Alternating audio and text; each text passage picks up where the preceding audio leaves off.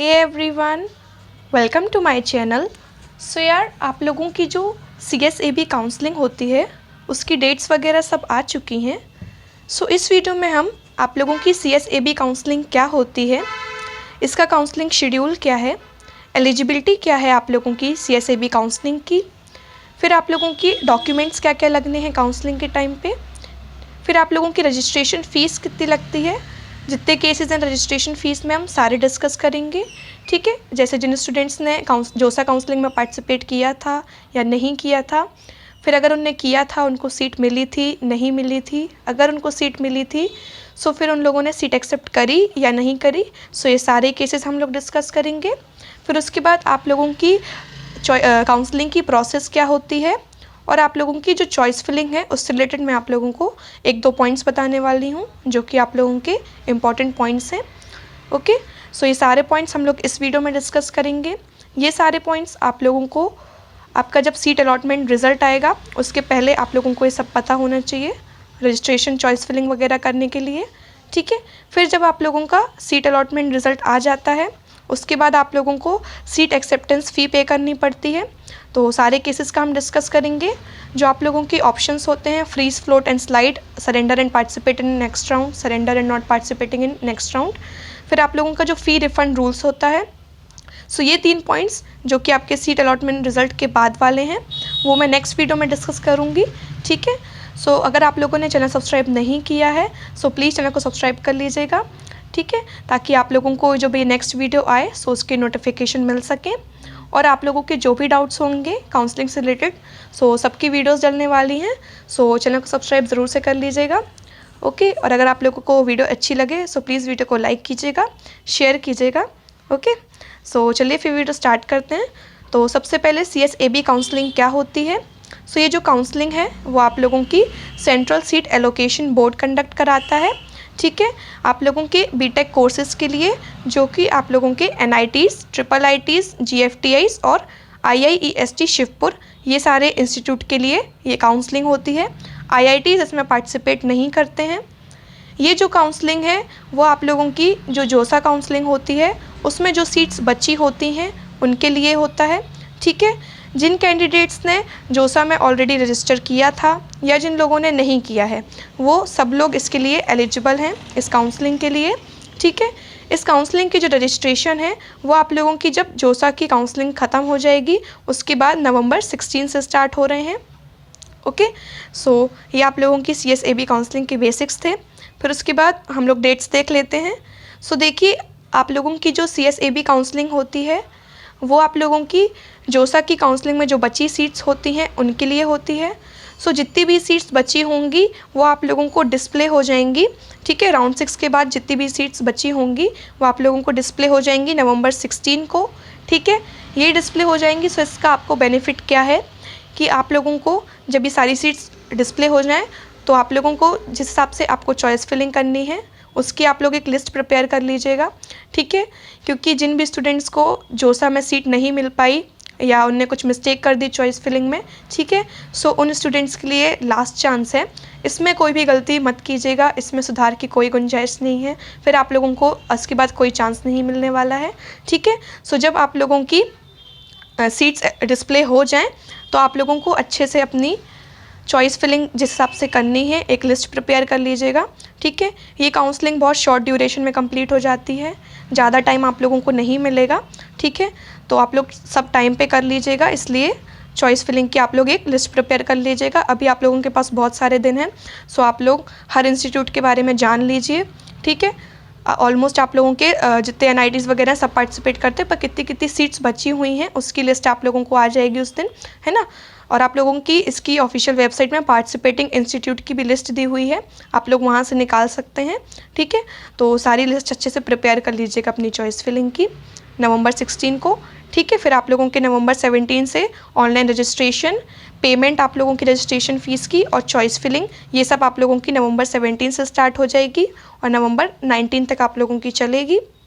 Okay, फिर उसके बाद आप लोगों का CSAB में 2 राउंड होते हैं। ठीक है, तो जो फर्स्ट राउंड का सीट अलॉटमेंट रिज़ल्ट है वो आप लोगों का नवंबर 20 को आ जाएगा।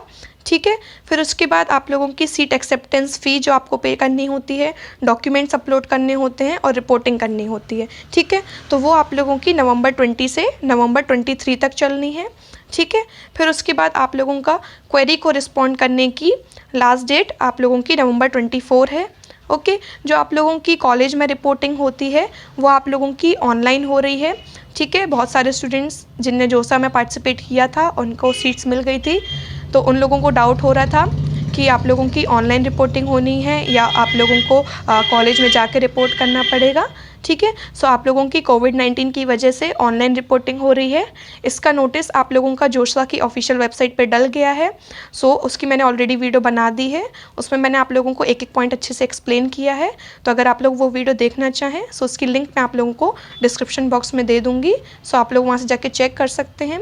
जिन स्टूडेंट्स को CSAB में सीट अलॉट होगी उन लोगों की भी वही प्रोसीजर होगी, ठीक है। उनकी भी ऑनलाइन रिपोर्टिंग होगी, सो वो स्टूडेंट्स भी जाके देख सकते हैं, ठीक है। उसमें आप लोगों की पार्शियल एडमिशन फ़ीस बताई गई है कितनी पे करनी है, सो आप लोग वो भी जाके एक बार देख लीजिएगा, ठीक है। उस वीडियो में सब मैंने बताया है। फिर उसके बाद आप लोगों की last date to respond to query आप लोगों की नवंबर 24 है। फिर आप लोगों का सीट अलॉटमेंट रिजल्ट राउंड 2 का नवंबर 24 को ही आ जाएगा, और आप लोगों की जो रिपोर्टिंग है राउंड 2 की वो आप लोगों की नवंबर 25 से नवंबर 30 तक चलनी है, ठीक है। सो ये आपका पूरा काउंसलिंग का शेड्यूल था। फिर उसके बाद हम लोग एलिजिबिलिटी देख लेते हैं कि कौन कौन आप लोगों का इसमें पार्टिसिपेट कर सकता है, ठीक है। तो इसका रूल 1 क्या है, जो भी स्टूडेंट्स जिनने जोसा में रजिस्टर नहीं किया था, ठीक है, वो लोग CSAB में पार्टिसिपेट कर सकते हैं as per there JEE mains rank, ठीक है। फिर इसका रूल 2 क्या है, जिन्हें रजिस्टर किया था जोसा में, ठीक है, और उनको सीट मिल गई थी राउंड 1 से राउंड 6 तक में, वो भी पार्टिसिपेट कर सकते हैं CSAB में। फिर उसके बाद रूल 3 है आप लोगों का, जिन्हें रजिस्टर किया था जोसा में, ठीक है, और उन लोगों को सीट एलोकेट नहीं हुई थी राउंड 1 से राउंड 6 में, वो लोग भी CSAB काउंसलिंग के लिए एलिजिबल हैं। फिर आप लोगों का रूल 4 क्या है कि जिनने एक्सेप्ट कर ली थी फ़ीस, सीट एक्सेप्ट कर ली थी, ओके, और आप लोगों ने पार्शियल एडमिशन फ़ीस भी पे कर दी थी, ठीक है, वो लोग भी पार्टिसिपेट कर सकते हैं CSAB काउंसलिंग में, ठीक है। फिर आप लोगों की अगर इसमें सीट आप लोगों को मिल जाएगी तो वो रिफ़ंड वगैरह हो जाती है, तो उसकी मैं सेपरेट वीडियो बनाऊंगी कितनी क्या रिफ़ंड होती है, ठीक है। फिर रूल 5 आप लोगों का क्या है कि जिन लोगों ने not to participate in special round option choose किया था, ठीक है, आप लोगों की रिपोर्टिंग के टाइम पे वो लोग एलिजिबल नहीं है CSAB राउंड के लिए, ठीक है, जिन भी स्टूडेंट्स ने not to participate in special round choose किया था, ओके। सो ये आप लोगों के एलिजिबिलिटी के रूल हो गए। अब हम लोग डॉक्यूमेंट्स की बात क्या कर लेते हैं, ओके। सो जो डॉक्यूमेंट्स हैं आप लोगों के, वो आप लोगों को जो जोसा में लगे थे वैसे ही सेम डॉक्यूमेंट्स आपके लगते हैं, जैसे आप लोगों की क्लास 10th की मार्कशीट, क्लास 12th की मार्कशीट, फिर अगर आप लोग किसी कैटेगरी से बिलोंग करते हैं तो आपका कैटेगरी सर्टिफिकेट, जैसे ST SC OBC NCL और जनरल EWS, ठीक है।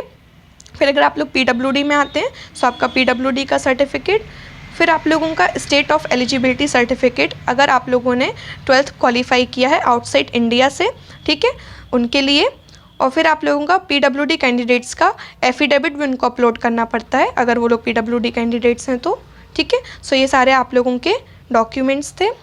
फिर उसके बाद हम लोग रजिस्ट्रेशन फ़ीस की बात कर लेते हैं, जो कि सबसे इम्पॉर्टेंट पॉइंट है, ठीक है। तो देखिए, जिन भी स्टूडेंट्स ने रजिस्टर नहीं किया था जोसा काउंसलिंग में, या उन लोगों को सीट नहीं मिली थी जोसा काउंसलिंग में, और उन लोगों ने सीट एक्सेप्टेंस फ़ी पे नहीं करी थी, ठीक है, आप लोगों को सीट मिलेगी नहीं तो आप लोग सीट एक्सेप्टेंस फ़ी क्यों पे करोगे, ठीक है।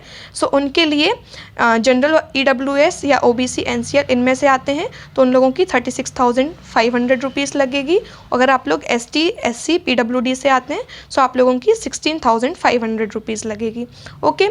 फिर नेक्स्ट आते हैं कैंडिडेट्स जिनको सीट अलॉट हुई थी IIT में, ठीक है, उनको अलॉट हुई और अगर उनको अच्छी नहीं लग रही है अपनी सीट और वो लोग CSAB काउंसलिंग में पार्टिसिपेट करना चाहते हैं, सो उनकी, अगर वो लोग जनरल वगैरह से आते हैं तो उनकी 36,500 लगेगी, और अगर आप लोग SC ST वगैरह से आते हैं सो आप लोगों की 16,500 रुपीज़ लगेगी, ठीक है। अब थर्ड कैंडिडेट आते हैं जिन लोगों को NITs वगैरह में सीट अलॉट हो गई थी, NITs IIITs GFTIs वगैरह में सीट अलॉट हो गई थी, उन लोगों ने अपनी सीट एक्सेप्टेंस फ़ी पे कर दी थी और स्पेशल राउंड के लिए ऑप्ट किया था।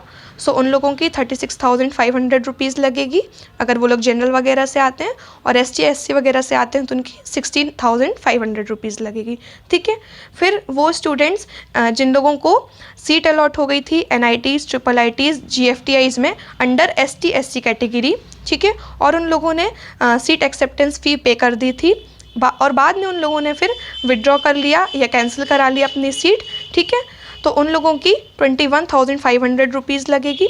ठीक है, ये उन कैंडिडेट्स के लिए हैं जिनकी काउंसलिंग के टाइम पे सीट कन्वर्ट हो गई थी जनरल में, या वो लोग या उन स्टूडेंट्स के लिए जो अपनी सीट कन्वर्ट कराना चाहते हैं जनरल में स्पेशल राउंड में। ठीक है, सो ये उनके लिए है।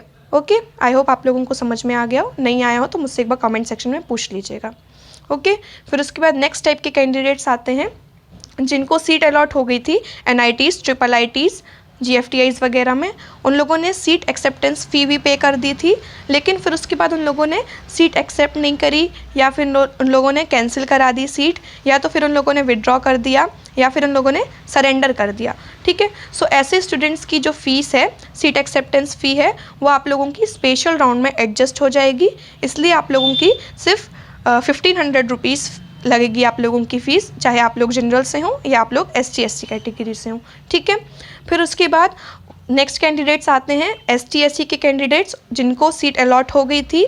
ठीक है, और उन लोगों ने सीट एक्सेप्टेंस फ़ी भी पे कर दी थी और वो अपनी कैटेगरी कन्वर्ट करना चाहते हैं अपनी कैटेगरी से जनरल कैटेगरी में CSAB राउंड में। सो उन लोगों की फ़ीस कितनी लगेगी? 56,500 रुपीज़। ठीक है, उन कैंडिडेट्स के लिए जिनको सीट मिल गई थी, एक्सेप्ट कर ली थी, सीट एक्सेप्टेंस फ़ी भी पे कर दी थी, लेकिन अब वो CSAB में अपनी कैटेगरी से जनरल कैटेगरी में कन्वर्ट करना चाहते हैं उनका। ठीक है, तो उन लोगों को 56,500 रुपीज़ पे करना होगा। ओके, फिर उसके बाद इसकी काउंसलिंग की प्रोसीजर क्या है? सो वो बहुत सिंपल सी है। आप लोगों को सबसे पहले इसकी वेबसाइट में जाना है csab.nic.in। फिर उसके बाद आप लोगों को अपना रोल नंबर डालना है, ठीक है, और अपनी ये सब डिटेल्स आप लोग अपडेट कर सकते हैं, अपना state of eligibility, gender, nationality, category. Okay, फिर उसके बाद आप लोगों का स्टेप 3 है, तो आप लोगों को सारे scanned copy of the documents upload करने हैं। और उसके बाद नेक्स्ट स्टेप है आप लोगों को अपनी रजिस्ट्रेशन फ़ीस वगैरह सबमिट करनी है। ठीक है, सो ये आप लोगों का स्टेप था प्रोसेस का। ओके, फिर उसके बाद मैं आप लोगों को चॉइस फिलिंग से रिलेटेड कुछ और इम्पॉर्टेंट इन्फॉर्मेशन दे देती हूँ। ठीक है, सो ये जो CSAB की काउंसलिंग है, ये आप लोगों की राउंड 6 के बाद होगी। ठीक है, और आप लोगों की वैकेंट सीट्स होंगी राउंड 6 के बाद जो समय उनके लिए होगी, और आप लोगों को इसमें फ्रेश चॉइसेस फिल करनी है। ठीक है, जिन भी स्टूडेंट्स ने जो समय पार्टिसिपेट किया था उनने चॉइस फिलिंग करी थी, सो उन लोगों को दोबारा से फ्रेश चॉइस फिलिंग करनी है। ठीक है, आप लोगों की पुरानी वाली चॉइस फिलिंग नहीं है, आप लोगों को फ्रेश चॉइस फिलिंग करनी है। ठीक है, आप लोगों को चॉइस फिलिंग करने की कोई लिमिट नहीं है, आप लोग जितनी चॉइस फिलिंग करना चाहें आप लोग उतनी चॉइस फिलिंग कर सकते हैं। चॉइस फिलिंग करने के बाद आप लोग याद रखें कि आप लोगों को सेव एंड लॉक करना मत भूलिएगा। ठीक है, अब जो स्टूडेंट्स जिनने जोसा में चॉइस फिलिंग ऑलरेडी कर दी थी और उन लोगों को सीट अलॉट हो गई थी, ठीक है, तो उन लोगों को चॉइस फिलिंग करने के लिए जो ऑप्शंस आएंगे, वो जो सीट उनको अलॉट हुई है उसके जो सीट उन लोगों को जोसा में अलॉट हुई है उसके अलावा जो सीट्स बची हुई हैं उनके लिए वो चॉइस फिलिंग कर सकते हैं। जो सीट उनको अलॉट हुई है उसके लिए उनको चॉइस फिलिंग नहीं करने मिलेगी, है ना। सो ये आप लोगों का जिनको अलॉट हुई है उनके लिए था। ठीक है, और अब आप लोगों का नेक्स्ट पॉइंट क्या है कि अगर आप लोगों को CSAB में सीट अलॉट हो जाती है, ये मैं उन स्टूडेंट्स की बात कर रही हूँ जिनको जोसा में सीट अलॉट हो चुकी है, ठीक है, और वो CSAB में पार्टिसिपेट कर रहे हैं। सो अगर उन लोगों को CSAB में सीट अलॉट हो जाती है तो जो आप लोगों की जोसा वाली सीट है वो कैंसिल हो जाएगी, और अगर आप लोगों को CSAB में सीट अलॉट नहीं होती है तो जो आप लोगों की जोसा वाली सीट है वो आप लोगों की बची रहेगी। ठीक है, लेकिन उसके लिए आप लोगों को पार्शियल एडमिशन फ़ीस पे करना होता है, तो वो मैंने आप लोगों को वो वाली वीडियो में बता दिया है, सो आप लोग वो जाके चेक कर सकते हैं। ओके, सो ये सारे रूल्स थे आप लोगों के। आई होप आप लोगों को सारे पॉइंट्स अच्छे से समझ में आ गए होंगे। अगर आप लोगों को वीडियो अच्छी लगी हो सो प्लीज़ वीडियो को लाइक कीजिएगा, शेयर कीजिएगा और चैनल को सब्सक्राइब कीजिएगा। Thank you so much.